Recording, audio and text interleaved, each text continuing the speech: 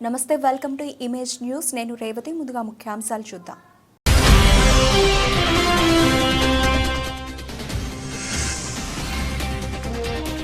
ఎర్రవరంలో ఈ నెల 8వ తేదీన శ్రీ సీతారాముల విగ్రహ ప్రతిష్ఠా మహోత్సవం.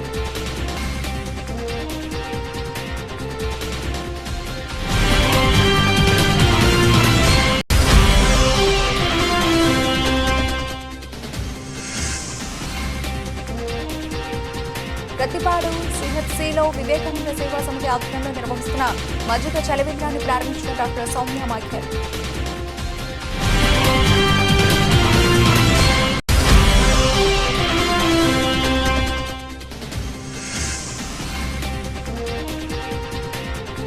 తిరుపతి జిల్లా కోట మండలం కోట కొక్కుపాడు రోడ్డు మార్గంలో బైక్ను ఆర్టీసీ బస్సు ఢీ.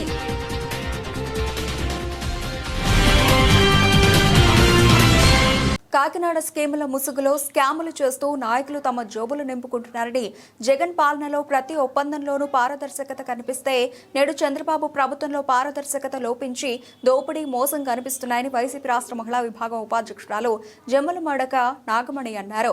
ఇసుక మాఫియా, మట్టి మాఫియా, లిక్కర్ మాఫియా రాజధాని నిర్మాణాల అంచనాలు ఊహించినంత విధంగా పెంచి ప్రజాధనాన్ని దోచుకోవడం చూస్తున్నామని అన్నారు. తాజాగా లంచాలు తీసుకుంటూ అధిక రేట్లకు విద్యుత్ కొనుగోలు ఒప్పందాలు కుదుర్చుకొని ప్రజలకు చంద్రబాబు షాక్ ఇచ్చారని అన్నారు. మోసం చేయడంలో చంద్రబాబు తిట్ట అని రాష్ట్ర ప్రజలు, ముఖ్యంగా మహిళలు ఇప్పటికే గ్రహించారని పేర్కొన్నారు. నమస్కారం అండి. కూటమి ప్రభుత్వం వచ్చి ఏడాది గడుస్తున్న ఈ కాలంలో ప్రతి విషయంలోని ఏ ప్రజలకి న్యాయం చేయకపోగా స్కీముల పేరిట వీళ్ళు స్కాములే చేస్తున్నారు. ఇప్పుడు దాకా జగన్మోహన్ రెడ్డి గారిని పదే పదే విమర్శించిన ఈ కూటమి నాయకులు ఇప్పుడు అధికారంలోకి వచ్చిన తర్వాత చేస్తున్న పనులు ఏంటి? ఏ విషయంలో చూసినా, ఇసుక మాఫియా చూసినా, ఎక్కడ చూసినా స్కీములు లేకుండా స్కాములే ఉన్నాయి. రాజధాని నిర్మాణంలో ఉన్నదానికంటే అంచనాలు మించి అవినీతి ఎంత జరుగుతుందో అక్కడ చూస్తున్నాం. ఏ విషయంలో చూసినా పారదర్శకత అన్నది ఎక్కడా కనబడదు. అదే జగన్మోహన్ రెడ్డి గారు పరిపాలనలో ప్రతి విషయంలో పారదర్శకత కనబడేది. తాజాగా విద్యుత్ కొనుగోలు విషయంలో వీళ్ళు చేసిన అన్యాయం గురించి చెప్పే ముందు, జగన్ గారి ప్రభుత్వంలో వీళ్ళు ఎన్నో విమర్శలు అప్పుడు చేశారు. మొన్న ఎలక్షన్ ముందు జగన్ గారు సెకీతో ఒప్పందం చేసుకుని ₹2.49 విద్యుత్ కొనుగోలు చేసి 30 సంవత్సరాల పాటు తిరుగు లేకుండా 7 గంటల పాటు రైతులకి పగటిపూటే విద్యుత్ ఇవ్వడానికి ఒప్పందం కుదుర్చుకున్నారు. రైతులకు కానీ ప్రజలకు కానీ ఏ విధమైన ఇబ్బంది కలగకూడదని సెకీతో ఒప్పందం కేంద్ర ప్రభుత్వానికి అనుసంధానంగా ఒప్పందం చేసుకుంటే దాన్ని తప్పుబట్టి ఈరోజు చంద్రబాబు నాయుడు గారు యాక్సిస్ ఇండియా ప్రైవేట్ లిమిటెడ్ అనే కంపెనీతో ఒప్పందం చేసుకుని ₹4.60 ఇది యూనిట్ కొంటున్నారు. అంటే దీని ద్వారా వీళ్ళు చేసే స్కామ్ ఎంత? దీని ద్వారా వీళ్ళు చేసే అవినీతి ఎంత? అవినీతిని ప్రోత్సహిస్తూ ఒకరికొకరు లంచాలు పెట్టుకుంటూ వీళ్ళే భారీగా వీళ్ళు లబ్ధి పొందడానికి ఇవన్నీ చేస్తున్నారు. అప్పుడులో తప్పుపట్టిన ఈ కూటమి ప్రభుత్వం, ఈనాటి కూటమి ప్రభుత్వం అప్పుడు ప్రతిపక్షంలో ఉండగా ఎన్ని మాటలు మాట్లాడారు, తప్పుపట్టారు. మొన్న వీళ్ళు అధికారంలోకి వచ్చినప్పుడు కూడా జగన్మోహన్ రెడ్డి గారిని తప్పుపెట్టారు. వీళ్ళు చేసిన దానివల్ల అప్పుడు పోలిస్తే 400 మెగావాట్ల యూనిట్ అంటే ఏడాదికి 210 కోట్లు అక్కడ అన్యాయంగా, అక్రమంగా వీళ్ళు కట్టబెడుతున్నారు. అందులో వీళ్ళు వాటాలు పంచుకుంటున్నారు. అంటే ఇది 25 సంవత్సరాలు పోల్చుకుంటే దీనికి ఎంత? 11,000 కోట్ల రూపాయలు పెద్ద స్కామ్ ఇది.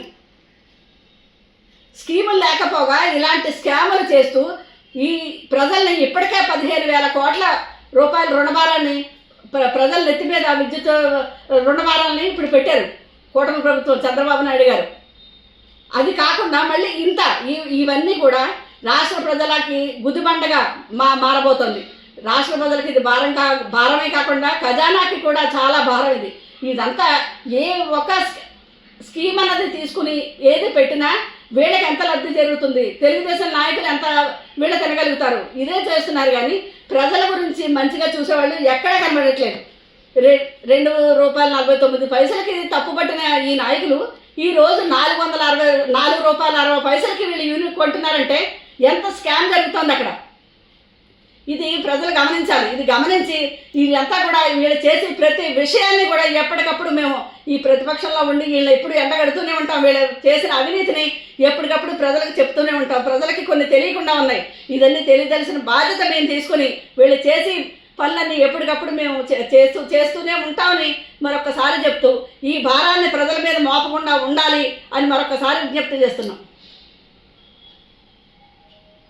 కాకినాడ జిల్లా ప్రతిపాడు నియోజకవర్గం ఏలేశ్వరం మండలం ఎర్రవరం గ్రామంలో ఈ నెల 8వ తేదీన నూతనంగా నిర్మించిన రామకోవెలలో ప్రతిష్ఠించనున్న శ్రీ సీతారాముల విగ్రహ ప్రతిష్ఠ మహోత్సవం సందర్భంగా నూతన ఆలయ ప్రాంగణంలో వేద పండితుల మంత్రోచ్చారణలతో గణపతి పూజతో ప్రారంభమైనదని వేద పండితులు తెలిపారు. ఈ పూజా కార్యక్రమంలో గ్రామానికి చెందిన పలువురు దంపతులు గణపతి పూజ, రక్షాబంధన్, ప్రతిష్ఠ సంకల్పం, యాగశాల ప్రవేశం, హోమం, వాస్తు పూజ, నవగ్రహ ఆరాధనతో పాటు 3 రోజుల పాటు ఆలయ ప్రాంగణంలో జరగనున్న వివిధ పూజా కార్యక్రమాలు నిర్వహించబడతాయని తెలిపారు. 8వ తేదీ గురువారం ఉదయం 6:54 శ్రీ సీతారామ లక్ష్మణ ఆంజనేయ విగ్రహాలు ప్రతిష్ఠింపబడతాయని తెలిపారు. ఈ కార్యక్రమం గ్రామంలో ఉన్న ప్రజలందరూ ఈ మహోన్నత కార్యక్రమంలో పాలు పంచుకొని స్వామివారి దర్శించుకోవాలని కోరారు. ఈ కార్యక్రమంలో గ్రామ పెద్దలు, ఆలయ కమిటీ సభ్యులు, భక్తులు పాల్గొన్నారు.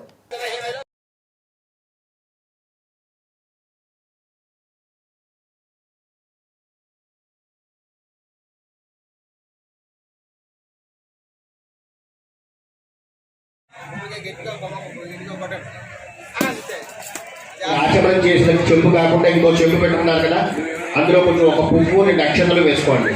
ఆడవారు ముందు ఆ చెంబు మీద చెరిపోయింది వారి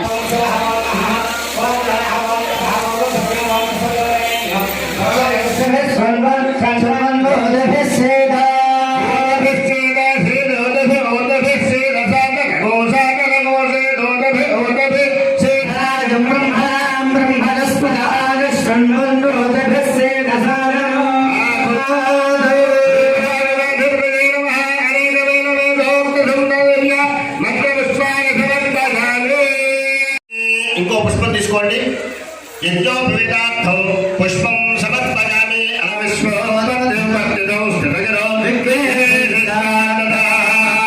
ఆ పువ్వులు అలా వేసేసి గణపతి దగ్గర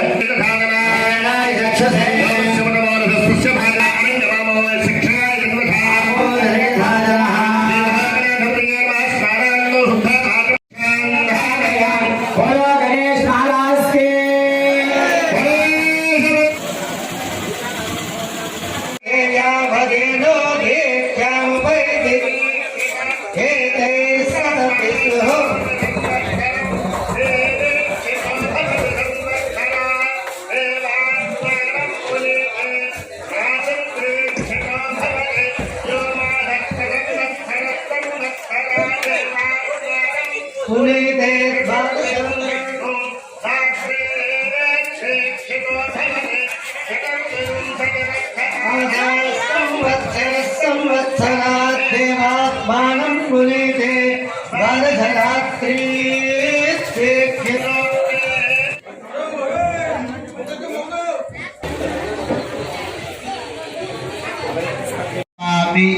ఆద్య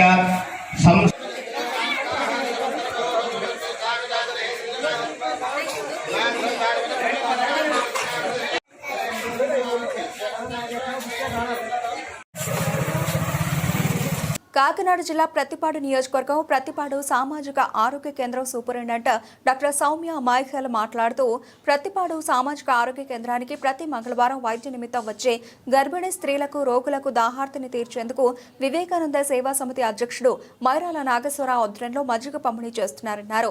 ఏలేశ్వరం ప్రభుత్వ ఆసుపత్రి చైర్మన్ వాగు రాజేష్, బుగద శ్రీనివాస్ మజ్జిగ చలివేంద్రానికి ఆర్థిక సహాయం చేశారన్నారు. వేసవి కాలం దృష్ట్యా ఎండలు ఎక్కువగా ఉండడంతో ఆసుపత్రికి వచ్చే గర్భిణీ స్త్రీలు, రోగులు డీహైడ్రేషన్ కి గురికాకుండా వివేకానంద సేవా సమితి చేస్తున్న సేవలను కొనియాడారు. అనంతరం మైరాల నాగేశ్వరరావు మాట్లాడుతూ ప్రతి మంగళవారం ప్రతిపాడు ప్రభుత్వ ఆసుపత్రిలో చేస్తున్న సేవా కార్యక్రమాల్లో భాగంగా దాతలు సహకరిస్తే గర్భిణీ స్త్రీలకు పౌష్టికాహార ఏర్పాటు చేస్తామన్నారు. నేను CHC Prathipadu superintendent doctor B Soumya Michael, paediatrician. మరి మన హాస్పిటల్లో ప్రతి నెల సుమారు రోజుకి 300 నుంచి 400 ఓపీ వస్తూ ఉంటుంది. మంగళవారం ప్రత్యేకంగా గర్భిణీలు, మన ఈ చుట్టుపక్కలంతా కూడా ట్రైబల్ విలేజెస్ ఉంటాయి కాబట్టి మరి ఆ రూరల్ ఏరియాస్ నుంచి మన దగ్గరికి వస్తూ ఉంటారు. మరి వివేకానంద ట్రస్ట్ ఆధ్వర్యంలో మరి ప్రతి వారం మంగళవారం గర్భిణీలకు ప్రత్యేకంగా బటర్ మిల్క్ అని, అలాగే బిస్కెట్స్, బ్రెడ్, తర్వాత ఫుడ్ ప్యాకెట్స్, ఇలాగ ఏదో ఒక రూపంలో వాళ్ళకి సేవా దానితోటి, సర్వీస్ మైండెడ్నెస్ తోటి ఇవ్వటం జరుగుతుంది.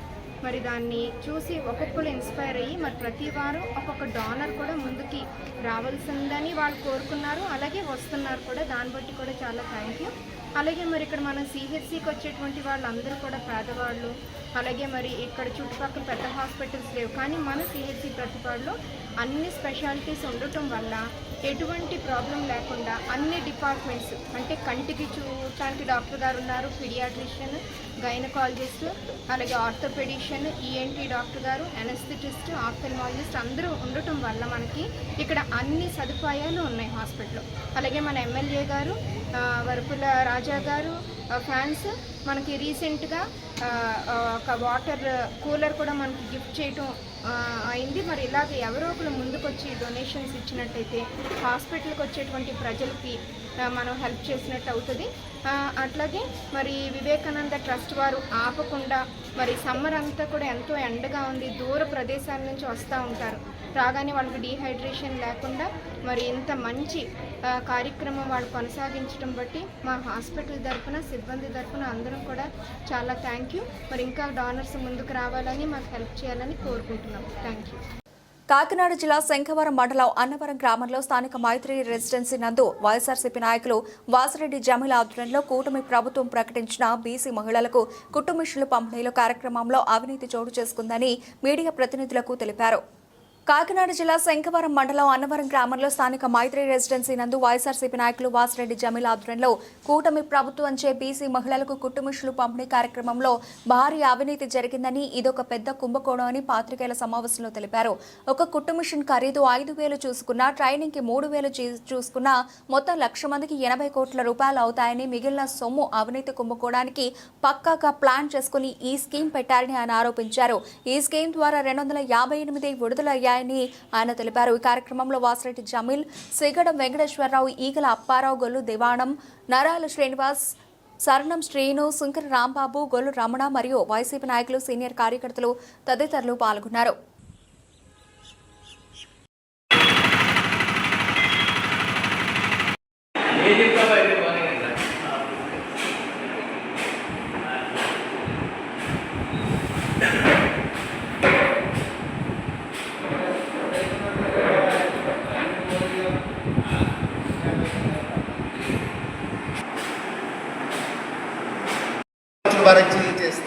చదివిస్తారు.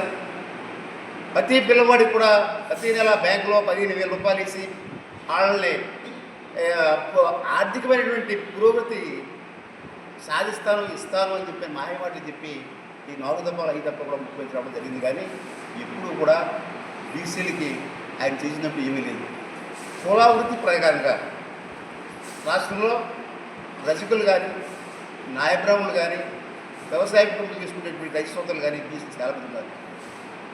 వాళ్ళు వృత్తిరీత్యా ఆయా పనిముట్టు కొనుక్కుంటే కానీ ఆ వ్యవసాయ పనులు కానీ, వాళ్ళకు ఉండేటువంటి వృత్తి పనులు కానీ సాగని పరిస్థితుల్లో ఉంటే ప్రభుత్వం ఇచ్చేటువంటి వాగ్దానం చేసేటువంటి ఇవన్నీ కూడా అవసరాన్ని కూడా తీరకపోతే ఉండేటువంటి ప్రజలందరూ కూడా దళారుల మధ్యకి వెళ్ళిపోయి ఎక్కువ వడ్డీలు తెచ్చి వాళ్ళకి వచ్చే ఆదాయాన్ని కూడా ఆ వడ్డీల రూపంగా వాళ్ళు జమ చేయవలసిన పరిస్థితి వచ్చి ఆర్థికంగా దివాళా తీరే పరిస్థితి బీసీ కులాల్లో చాలా జరిగి ఇప్పుడు ఉన్నటువంటి బీసీ వ్యవస్థ అంతా కూడా నిర్వీర్యమైపోయేటువంటి పరిస్థితిలో ఇప్పుడు రాష్ట్రంలో ఉంది.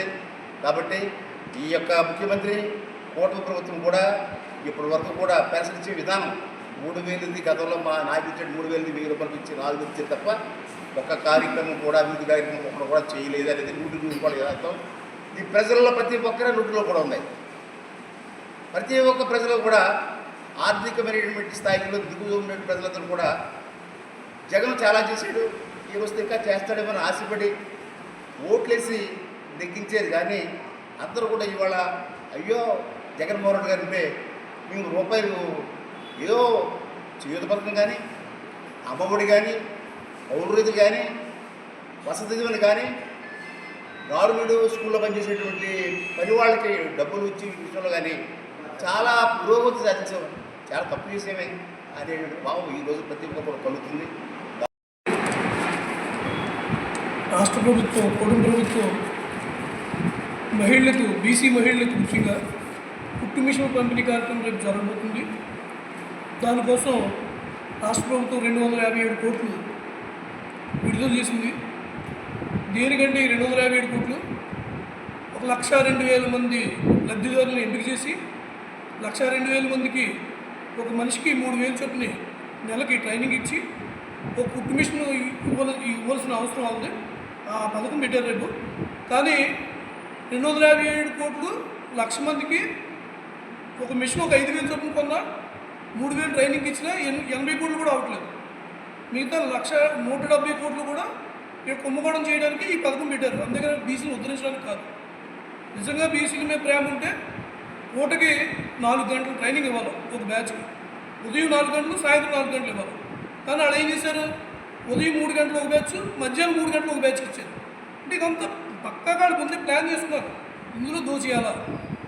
దీన్ని ఖండిస్తూ ముఖ్యంగా ఈ కుంభకోణం మీద పోరాటం చేస్తాం తెలియచేయడానికి ఈ ప్రెస్ మీట్ పెట్టడం జరిగింది. రాష్ట్ర వ్యాప్తంగా ప్రతి బీసీ సోదరుడు కూడా దీని మీద ధర్నాలు కూడా ఉద్యమాలు బీసీ సోదరులకి ఆంధ్రప్రదేశ్లో 34% రిజర్వేషన్ కల్పించినటువంటి ఘనత మన వైఎస్ జగన్మోహన్ రెడ్డి గారిది అని చెప్పేసి ఈ సందర్భంగా తెలియజేస్తున్నాను. అంతేకాకుండా రాష్ట్రంలో ఉన్నటువంటి బీసీ సోదరులందరికీ కూడా సుమారుగా 129 బీసీ కులాలు ఉంటే దాంట్లో సుమారుగా 56 కార్పొరేషన్లు, అంటే బీసీ కులంలో ఉన్నటువంటి ప్రతి వర్గానికి కూడా న్యాయం జరగాలనేటువంటి ఆలోచనతో 56 కార్పొరేషన్లను ఏర్పాటు చేసినటువంటి ఘనత శ్రీ వైఎస్ జగన్మోహన్ రెడ్డి గారిది అని చెప్పేసి కూటమి ప్రభుత్వం గుర్తుపెట్టుకోవాలి. అంతేకాదు మొట్టమొదటిసారిగా పార్లమెంట్లో బీసీ వర్గానికి న్యాయం జరగాలని బీసీ బిల్లు ప్రవేశపెట్టినటువంటి ఏకైక ముఖ్యమంత్రి భారతదేశంలో ఎవరైనా ఉన్నారంటే అది ఒక జగన్మోహన్ రెడ్డి అని చెప్పేసి కూటమి ప్రభుత్వం గుర్తుపెట్టుకోవాలని చెప్పేసి ఈ సందర్భంగా తెలియజేస్తూ, బీసీ సోదరులకు కానీ బీసీ మహిళలకు కానీ అన్యాయం జరిగితే ఖచ్చితంగా మేము బీసీల తరఫున పోరాటం చేస్తామని చెప్పేసి ఈ సందర్భంగా మీకు ఈ మీడియా మిత్రుల ద్వారా తెలియజేస్తూ ఈ అవకాశం ఇచ్చినటువంటి పెద్దలకి హృదయపూర్వక నమస్కారాలు తెలియజేస్తూ సెలవు తీసుకుంటాం. ఒక పథకంలోనే ఇంత అభివృద్ధి జరిగిందంటే మన గతంలో అనేక పథకాలు చేయడం జరిగింది. బీసీ నుంచి కానీ, ఎస్సీ నుంచి కానీ, ఓసీ నుంచి కానీ, కాపు నష్టం అవ్వచ్చు, లేకపోతే చేయూత అవ్వచ్చు, ఆశ అవ్వచ్చు, డైరెక్ట్గా ఎవరైతే లబ్ధిదారులో డైరెక్ట్ మనం అకౌంట్ వేయడం జరిగింది. ఈ పథకాలు మనం చేసినప్పుడు కూడా రూపాయి అవినీతి టీడీపీ గవర్నమెంట్ మనది ఎప్పుడు కూడా చూడడానికి సరిపోలేదు. ఏంటి మనం డైరెక్ట్గా ఎంత చేసామో కూడా ప్రతి గ్రామ సచివాలయంలో బోర్డు ఎట్టి మనం ఎంత చేసాం, మన జనాలకు ఎంత చేయం అని చెప్పడానికి మనం ధైర్యంగా మనం 5 సంవత్సరాలు చెప్పడానికి సరిపోయాం. ఈ రోజున ఒక పథకం సంవత్సరం నుంచి ఈరోజు ఒక పథకం, ఈ ఒక పథకం స్టార్టింగ్లోనే ఒక సుమారు 165 కోట్ల వరకు సహాయం చేయాలంటే సుమారుగా గత ప్రభుత్వానికి ఈ ప్రభుత్వం ఉన్న తేడా ఈ విధంగా జరుగుతుంది. అలాగే ఈ సచివాలయ వ్యవస్థ మొత్తం నీరుగార్చారు, మొత్తం వ్యవస్థ అంతా నాశనం చేశారు. మొత్తం ఇదే కాదు, మొత్తం సుమారుగా అనేక పథకాలన్నీ కూడా నీరుగారిపోయాయి. వాళ్ళు ఇచ్చిన హామీలన్నీ కూడా తొంగలో దొక్కారు. అంటే వీళ్ళు ఏంటంటే మాయ మాటలు పొరకు నాటకాలు. వాల్యూ 4,300 రూపాయలని, దీనికి ఈ ట్రైనింగ్ ప్రోగ్రాం నిమిత్తం 3,000 రూపాయలని నిర్ధారించడానికి వీళ్ళకు ఒక పన్నాగం పని ఈ విధంగా చేస్తున్నారని, ఆ విధంగా చూస్తే 7,300 రూపాయలని ఒక ట్రైనర్కి మిషన్కి కలిపి అవుతుందని, 1,00,000 మందికి 73 కోట్ల రూపాయలు అయితే సుమారుగా 2,45,240 కోట్లలో ఈ అమౌంట్ తీస్తే మిగతా అమౌంట్ అంతా ఏమవుతుందని సందర్భంగా మేము ప్రశ్నిస్తూ ఉన్నాం. ప్రభుత్వం పెద్దలు ఎంతగానో బీసీలకు న్యాయం చేశామని, బీసీలు పక్షపాత ప్రభుత్వం అని అవాకులు చవాకులు చెప్తున్నటువంటి ఈ కూటమి పెద్దలు మరి బీసీలకి ఏం చేశారని మేము ప్రశ్నిస్తూ ఉన్నాం. గడిచినటువంటి 11 నెలల కాలంలో మీరు బీసీలకి వరగేసింది ఏమిటి? గత మా ప్రభుత్వంలో బీసీలకి మేము అన్ని కులాలకి 56 కార్పొరేషన్లు పెట్టి అన్ని. తిరుపతి జిల్లా కోట మండల తెలుగుదేశం పార్టీ అధ్యక్షుడిగా కొనసాగుతున్న మతాలి సర్వోత్తమరెడ్డి తన బాధ్యతల నుంచి పార్టీ నుంచి తప్పుకుంటున్నట్లు ప్రకటించిన విషయం తెలిసిందే. ఈ క్రమంలో మళ్లీ యథావిధిగా బాధ్యతలను కొనసాగిస్తూ రాజీనామాను ఉపసంహరించుకుంటున్నట్లు మద్దాలి సర్వోత్తమరెడ్డితో పాటు గూడూరు ఎమ్మెల్యే డాక్టర్ పాషం సునీల్ కుమార్ ప్రకటించారు. కోట పట్టణంలోని మద్దాలి సర్వోత్తమరెడ్డి నివాసంలో ఏర్పాటు చేసిన కార్యకర్తలు ఆత్మీయ సమ్మేళన కార్యక్రమానికి ఎమ్మెల్యే పాషం సునీల్ కుమార్ హాజరయ్యారు. ఈ సందర్భంగా సర్వోత్తమరెడ్డితో పాటు గండవ రామారావు సుష్మారెడ్డి సాల్వాలు పుష్పగుచ్చాలతో ఎమ్మెల్యేను సత్కరించారు. అనంతరం ఏర్పాటు చేసిన సమావేశంలో వారు మాట్లాడారు. సర్వోత్తమరెడ్డితో తనకు ఎంతో కాలంగా సన్నిహిత సంబంధాలు ఉన్నాయని, కానీ పార్టీ నాయకుల మధ్య ఏర్పడిన అంతర్గత విభేదాల కారణంగా సర్వోత్తమరెడ్డి పార్టీకి రాజీనామా చేశారని ఎమ్మెల్యే చెప్పారు. నాయకుల మధ్య ఉన్న విభేదాలతో పార్టీకి రాజీనామా చేయడం సబబు కాదని సర్ది చెప్పడంతో సర్వోత్తమరెడ్డి తిరిగి ఆ బాధ్యతలను తీసుకుంటున్నట్లు చెప్పారు. అలాగే గోరంత విషయాన్ని కొండంత చేసిన తమ పార్టీలో ఉన్న నాయకులపై మండిపడ్డారు. ప్రతిపక్షంలో ఉన్న సమయంలో తను సర్వోత్తమరెడ్డి ఇంటి నుంచి రాజకీయం చేశానని, తనకు మంచి ఆప్తుడని, అలాంటి మంచి ఆప్తుడని వదులుకోలేనని చెప్పారు. అలాగే తనకు సర్వోత్తమరెడ్డికి మధ్య చిచ్చులు పెట్టి విడదీయాలని చూసినా వీలు కాదని, తన ప్రాణం ఉన్నంత వరకు సర్వోత్తమ సన్నిహితం కొనసాగిస్తానని ఎమ్మెల్యే చెప్పారు. ఇప్పటి వరకు నాయకుల మధ్య ఉన్న విభేదాలను పక్కనబెట్టి ఇకపై కలిసికట్టుగా పార్టీ కోసం పనిచేయాలని సూచించారు. కార్యక్రమంలో నాయకులు చిల్లకూరు దశరథ రామరెడ్డి, పాలగాటి భాస్కర్ రెడ్డి, షేక్ జలీల్ అహ్మద్, నెల్లూరు మోహన్ రెడ్డి, దారా సురేష్, షేక్ షంషుద్దీన్, దువ్వూరు మధుసూదన్ రెడ్డి, విజయశేఖర్ రెడ్డి, పాదర్తి కోటారెడ్డి, వాకా విజయభాస్కర్ రెడ్డి, తూపిలి రాధాకృష్ణారెడ్డి తదితరులు పాల్గొన్నారు. ఆప్తుడు, నా శ్రేయోభిలాషి, నేను అభిమానించే వాళ్ళల్లో మొట్టమొదటి వ్యక్తి మన ఎమ్మెల్యే గౌరవనీయులు పాసం సునీల్ కుమార్ గారు ఇక్కడికి రావడం. నేను ఇన్ని రోజులు పార్టీకి దూరంగా ఉండాను, నాయకులకి కార్యకర్తలకి అందరికీ దూరంగా ఉండాను. కానీ ఈరోజు నాకు అయ్యే మనసులో లేవు. ఆయన వచ్చాడు, ఆయనతో నడవడం అనేది నాకు మెయిన్. ఇది ఇంతకుముందు కూడా చెప్పుకున్నాను నేను చాలాసార్లు. నేను ఎప్పుడు నడిచినా ఆయనతో నడుస్తా, నడవకపోతే ఇంట్లో ఉంటా. వేరే ఎక్కడ నడవను, వేరే ఎవరితో కనిపోను, వేరే ఎవరితో రాజకీయం చేయను. చేస్తే ఆయనతో చేస్తా. ఆయన కానీ నాకు అవసరం లేదనుకుంటే ప్రశాంతంగా ఇంట్లో ఉంటా, నాకు ఇబ్బంది కూడా లేదు. కానీ ఇక్కడ ఒకటే బాధ, నేను మిమ్మల్ని అందరినీ ఇబ్బంది పెట్టా. దయచేసి మీరందరూ నన్ను క్షమించాలా. ఎందుకంటే మీకు అందుబాటులో లేకుండా పోయాను ఇన్ని రోజులు. నా మిత్రులందరినీ వదిలేసా, మిమ్మల్ని అందరినీ వదిలేసా. కాబట్టి దయచేసి మీరందరూ నన్ను క్షమించండి.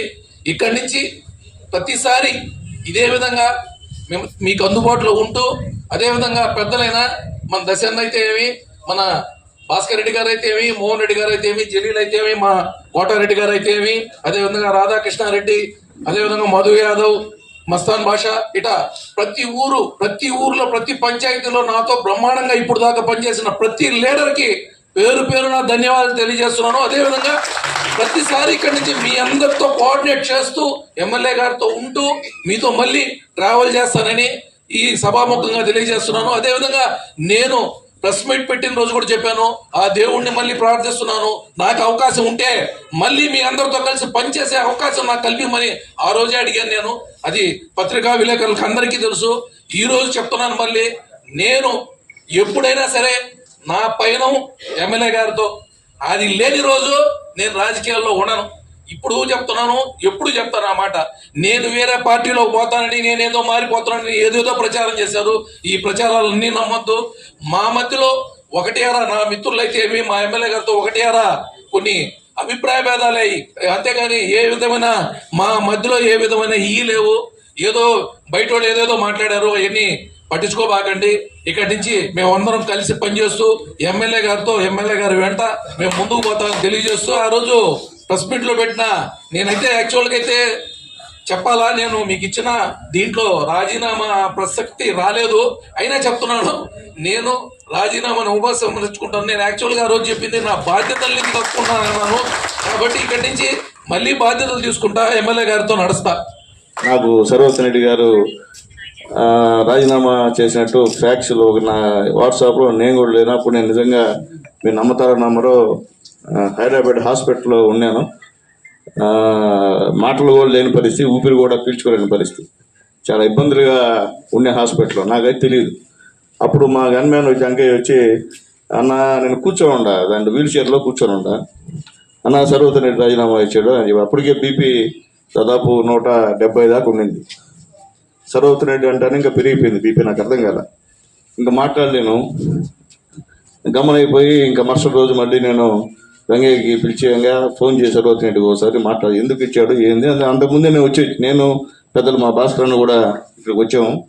తర్వాత ఫోన్ చేస్తే ఫోన్ లిఫ్ట్ చేయాలి సర్వోత్తరెడ్డి. మా తమ్ముడిని కూడా ఇక్కడికి పంపించాను. ఇంట్లో లేరని చెప్పారు. ఎందువల్ల చేశాడో అర్థం కాని పరిస్థితి. దాన్ని పత్రికలు కానివ్వండి, సోషల్ మీడియా కానివ్వండి, గందరగోళంగా ప్రచారం పెట్టారు. సర్వోత్తమ రెడ్డి గారు రాజీనామా ఇచ్చేశారు, ఇంకేంటి ఎవరుంటారు, ఎవరు తెలుగుదేశం పార్టీకి వాళ్ళ వీళ్ళ తెలుగుదేశం పార్టీకి వాళ్ళ వీళ్ళ కాదు, కార్యకర్త తెలుగుదేశం. తిరుపతి జిల్లా కోట మండలం కోట కొక్కుపాడు రోడ్డు మార్గంలో బైక్ను ఆర్టీసీ బస్సు ఢీకొంది. ఈ ప్రమాదంలో కోట పట్టణంలోని మహాలక్ష్మి ఫీడ్ అండ్ కెమికల్స్ అధినేత వెంకటకృష్ణారెడ్డి తీవ్ర గాయాలయ్యాయి. Venkatakrishnareddy alias Babureddy motor bike పై కొక్కుపాడుకు వెళుతూ ఉండగా వేగంగా వచ్చిన ఆర్టీసీ బస్సు మలుపు వద్ద బైక్ను ఢీకొంది. ఈ ప్రమాదంలో బాబురెడ్డికి కాలు భాగం తీవ్రంగా గాయపడ్డారు. స్థానికులు హాస్పిటల్కి తరలించారు. ఇదిలా ఉండగా కొక్కుపాడు రోడ్డు మార్గంలో ఆర్టీసీ బస్సు వల్ల అనేక ప్రమాదాలు జరిగాయని, ఆర్టీసీ బస్సు అతివేగం నిర్లక్ష్యంతోనే నడుపుతున్న కారణంగా ఇలాంటి ప్రమాదాలు జరుగుతున్నాయని వాహనదారులు మండిపడుతున్నారు. ఇకనైనా ఇలాంటి ప్రమాదాలు చోటు చేసుకోకుండా చర్యలు తీసుకోవాలని కోరారు.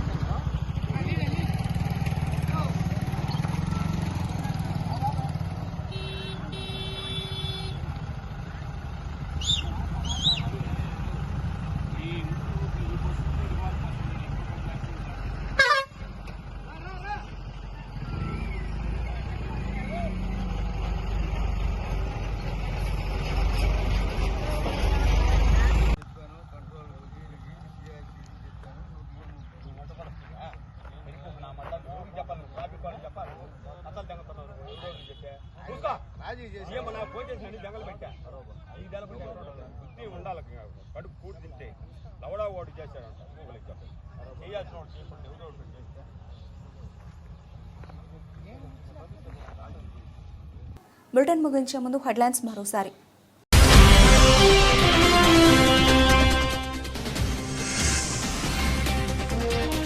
ఎర్రవరంలో ఈ నెల 8వ తేదీన శ్రీ సీతారాముల విగ్రహ ప్రతిష్ఠా మహోత్సవం.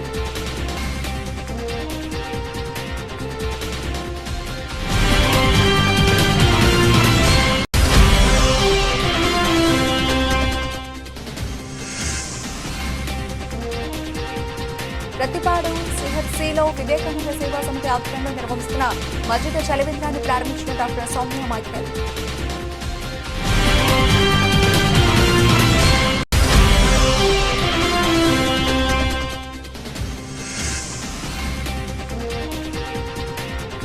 తిరుపతి జిల్లా కోట మండలం కోట కొక్కుపాడు రోడ్డు మార్గంలో బైక్ను ఆర్టీసీ బస్సు ఢీ.